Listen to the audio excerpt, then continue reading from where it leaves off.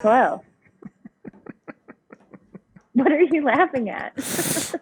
Because you're far away. You're on a tiny little screen that I'm looking off to the right. So I know I'm supposed to be looking here, but I'm looking over there just to try to give you eye contact. And truth be told, I never give you eye contact when you're sitting next to me. I'm like, hey, how's it going? It's like, yeah, in this general direction. Well, yeah, and then it's like I'm this like massive person on camera and you're normal size. So you gonna welcome us this week? Yeah, welcome to Live to Tell from Dallas. Half from Dallas. Live to Tell.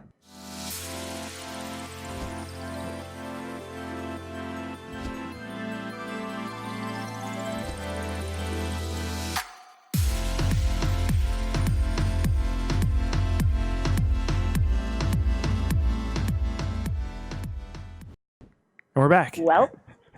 Well, you're nothing if not professional. Hey, maybe people will watch this. Maybe they will. I hope they do. Fantastic. Bruno, for those watching at home, you've heard the name Emily. We are convincing Emily, who's standing right here. So when I'm giving eye contact, she's still not looking me in the eye. There it is. Eventually, she will be sitting right here. Yes? Oh my God, yes. I would love for that. Yeah. Hell yeah. All those in favor, say aye. 3-0. Bruno voted too. All right, let's. I can't read the screen. Tell me what we're talking about, Cass.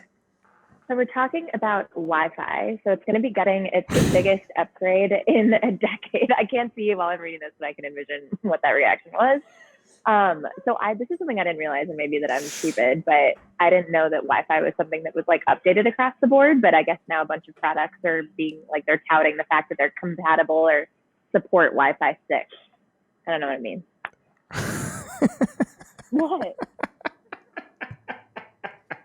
What? Hold on. Fantastic is Wi-Fi? It is pretty great. You're telling me like when restaurants were like they still advertise it like it's a thing. Free Wi-Fi? No shit. All of our phones have it. Fantastic is Wi-Fi? What year is this?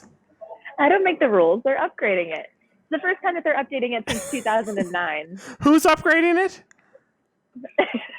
Al Gore. This is already the best episode ever. Yeah, because nothing makes sense. Well, I like it because you can't see this. I can see it. Bruno like moves you off the screen as soon as you start talking. Bruno, you're killing it. Way to go. Bruno, you're killing it. Well, we're on celebrity. He's done with that topic. I love it. Let me guess. So, I have a celebrity this week. Who's your celebrity? Wi-Fi. Yeah, it's with Wi-Fi. Your column was about Wi-Fi this week. It's a Wi-Fi themed episode. Oh my God, no! So I don't know if you saw this as we were just talking about TMZ. So Casey Musgrave. Who's that? She's a country singer. She won album. Was she on Idol? Was she on American Idol? No. Nope. But she basically saw this local business. She needed like a 24-hour photo place, and so then she. Hold on, wait. Wait. Let me get this straight. I don't even care what this is about. We're talking about 24-hour photo and Wi-Fi in it, and we're stream. Now you're gone. Oh, there you are. We are streaming live from Dallas. We have figured out technology where you live in a whole nother city, practically country than I do, and our topics are Wi-Fi and 24/7 photo. No, it connects back to social media, I swear. Great, go for it. Don't shoot the messengers. I'm not. She was really she loved this little guy that owned his local business, and she was listening to obviously the story of the fact that so she made an Instagram account for him. For a little guy. Just for a guy. He's a normal guy. You said there's this little guy whose business is not doing well. I meant a guy whose little business. My bad. My bad. But it went super viral, and now he has all these followers, and now he's super successful. So go positive viral moments. I feel like most of the time it's people doing creepy things. So good for this dude that now has customers for 5 minutes before the next thing arrives. I believe you said she. Is Casey Musgrave a woman? Yes. What? How am I supposed to know this? She is indeed a female. I know the dude. I know Nas X. I'm gonna take my horse to this old town road. I'm gonna ride till I cash Thank you, money. Bruno, for thanks, Bruno. Bruno's for... like, we're done with this. Move on. All right, we're talking about Apple TV now for cash money. Did you Great. watch any of their? Great. Wait. yesterday? We're on number 3 of inventions that happened 10 years ago. Go ahead. Cash money, Apple TV. This is amazing. Did you watch the Apple thing yesterday? Their announcement with like all their new stuff. I did. I canceled all my client work and said, you know what? Today I'm going to watch the news on Apple TV. No, what's going on with Apple TV? You're sassy Cassie today. All right. So what's going? They're rolling out a paid like an Apple TV Plus. It's cheaper than all the streaming services, but it's kind of like a no duh moment because it's only their original content. So it'll be like $4.99 a month, and you just get content that's created by Apple if you're into that sort of thing. But that's what we're talking about for cash money. It's another way for them to rake in dollars. I'm trying to scroll fast through my Instagram because I saw a post this morning. Hold on. The algorithm will have messed it up by now. I know. I wish I could find this thing. It was like if you did Apple TV, Netflix, HBO streaming, Showtime streaming, Hulu, and whatever else, it would cost $99. So you could actually save money on your cable by doing all the streaming services as a part of it. Right. Did you see that? But I didn't know. Hold on, wait. You have to buy Wi-Fi too. You're right, Emily. Good point. You have to buy Wi-Fi. Point. But you have to have Wi-Fi anyway. What do you mean? I guess you. No, you have to get Wi-Fi in your house somehow. Yeah, but you want Wi-Fi in your house, right? Right. So Well. you pay for that and all the All right, but channels that would be your cable. but I'm telling you, in the future, Yeah. and we'll play this back like 10 years from now. This thing will have it all. So you'll go like that on some rock, and boom, on your big screen. Or you won't even have to. You'll like lean it up like this with one of those like thingies on the back, and it'll broadcast onto your wall because you already have a screen. So you don't need electricity because this thing does everything. This is the future of everything. Well, you're still going to need electricity to charge it. Maybe. Or you go like this. Hey, son. Like we're not, and I'm serious. You're laughing, but I'm telling you, like Tesla's figured out a way to power houses by saying, "Hey, let's put these things up that power the house." I'm like, we are not far away. Like, think about our parents. Your dad and mom, and my dad and mom, when they were born, 1903 is when people could first fly. Like, that's when the Wright brothers first flew. So, what year were your parents born? Me? Yeah. My dad was born in 49, and my mother does not disclose that information. Fine. Your dad was born in 49. That means flight had only been around for 46 years. 46 years ago today, we're talking about like 75, 73. But you're talking like the inventions that have happened in 73, internet, the cell phone, like things that impact our life. I'm telling you, like, electricity won't matter. Like the idea, like the whole "Hey Son" thing, like it's the new Siri. I can envision the Apple commercials now. Great. I'm with you. Like, forward thinking. Bruno's off of that. Bruno's done. All right. So when Bruno's done, Bruno's done. I like it. Just so you know, Bruno, you're going to be on camera soon. You have now entered into the. Now, only 1% of humans watch to this point in our show, but eventually you'll make the show. Well, there's going to be 3 of us soon because there's going to be 3 screens. Cassie, Nick, and Emily. Getting crazy. All right. What are we talking about? Adidas. Wait, for the record, forward thinking. If I had $1 every time Emily shook her head at me, I would be able to retire. Get me in on that action. You too. Both of us. She doesn't shake her head. She supports you 100%. She's a real G like that. She's a real G like that.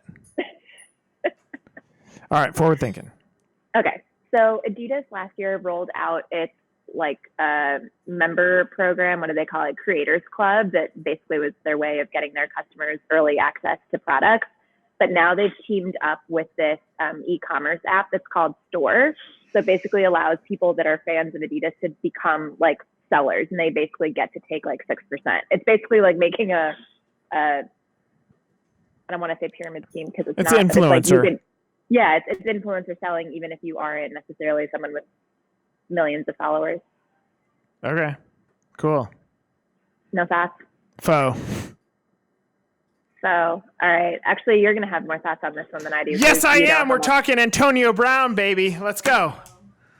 Okay. So yeah, we're talking about whether or not consulting a social media expert on how to like make a big fuss online about like what you're going to do with your career in the NFL, whether or not it's like worth it.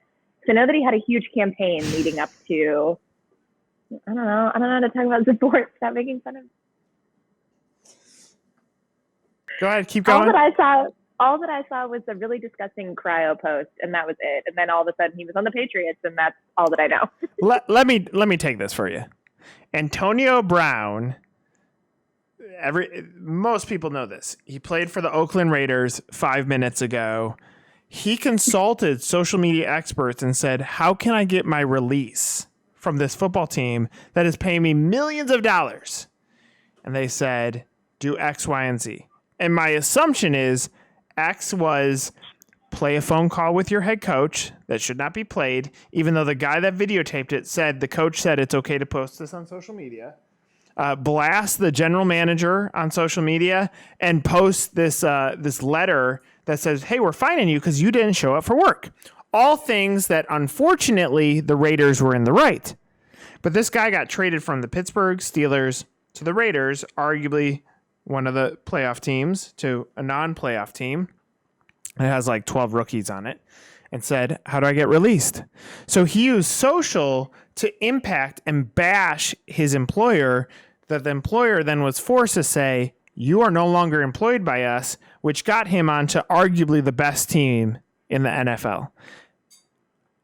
As a business owner, I'm going to say faux. As a strategist, the dude executed on his strategy. He got the job that he wanted. He is now with the team that he wants to be with. So it's a tough situation, but I mean, he played in, and it's interesting. There's this NFL player called Jerry Rice. He used to play in the NFL. He's a Hall of Famer. He's like, he played the Raiders like a fiddle. And I tend to agree with that. I think he played the system. He got what he wanted. But we're in a world from an economy standpoint that the employee is in charge. It is what it is. The employee decides, do I want to work at this company? Yes or no. Do I feel treated well by this company? Yes or no. Do I feel supported by this company? Yes or no. That's it. In a good economy, that's exactly how it works. And, Antonio Brown owned it. So he wins. Period. So I'm going to give him a friend for the current economy and a foe for the future economy. You say foe? You're saying cut off. Huh? Hold on, wait. Emily's got something to chime in? Allegedly. Okay. Yes. The assault? Yep. Yeah. There's alleged assault out there. If that's the case, definitely a foe. Okay? 100% foe. 100% foe. Heating up. I am pulling up your column. All right, are you ready? I don't think that this I'm equally as prepared in Dallas as I was in Chicago. Wait, are my columns written through September? September, I believe. I gotta get you more. October? Yeah. I think it's September. I think that we need more. Oh crap. All right. Uh-oh. I like writing in advance. I know. Okay. So this week you're talking about basically how you can find the right category, and just because you're potentially judging a book by its cover, so to say, how you're going to find that winner for you, whether it's investing in the legacy brand or the emerging or Yep, I got it. I really talked for 3 minutes, Bruno. Is that right, Emily? Yeah. Okay. Cassie with her disapproving yes. Can you talk for like 30 seconds? Yeah, the point is, and yes, I was focused more on business. Like, don't judge a book by its cover. The cover says, "We're great. We're awesome. Our franchisees validate everything is amazing." The point is, cut the cards before you buy into anything. And I am perfectly guilty of this as well in life. And you know what? I don't even feel bad about it. I cut the cards second. I tend to buy in and trust someone. If someone said, this is how I'm going to behave, this is what I'm going to contribute, this is what I can commit to, I tend to believe it. I've always been that way. Yet what I'm writing in this column is maybe you want to say, hold up a sec. Let me cut the cards a little bit. So my advice is counter to how I behave, and I will straight up say that. But my advice is, if you're buying a business, if you're buying something that costs you a lot of money, be a little bit more reserved. Make sure you're checking off not just whether business X makes sense for you, but if you make sense for business X, like evaluate yourself. Make sure that if you're going to invest X amount of money into something, it's the right fit. I recently bought a car. Scratch that. I recently leased a car. The car that I leased was less money, significantly less money than my previous car. Therefore, I needed to decide. I could afford my previous car. And I said, you know what? I don't need all those bells and whistles, but here are the ones that are important to me. So when I looked at my next car, I checked it against that checklist. And then when I went to negotiate my deal, I made sure that I was cut in the deck to make sure that it fit what I was looking for. Side story, that car then broke down 3 times after I leased a brand new car. So maybe I didn't cut the cards enough, but I'm pretty happy now that I have a good car. So the point of the column, whether it's human beings that you're doing business with, whether it's human beings that you're dating, whether it's human beings that you're being friends with, whether it's someone that's selling you something. Like I've always been one that trusts first, and that's come back to bite me. I will still be that way. I'm not changing that way. But what I'm encouraging is, don't judge a book by the cover. Just make sure that you're asking the right questions to make sure whether they're the right partner for you, whether they're the right business for you, whether they're the right friend for you. Just be cautious. At the end of the day, people care about themselves, and that's okay. I mean, if we have one life to live, we care about ourselves. But just cut the cards, cut the deck. Wise words. Thanks, Cassie. You're welcome. Anything in closing? To our viewer who has made it to the end, we will get better at this whole remote thing. If you do hashtag live to tell, I watch to the end, we will send you some 1851 swag. We will send you a pair of blue sunglasses that are sitting over there, according to Bruno. Watch out. And hey, have a nice weekend. Enjoy life.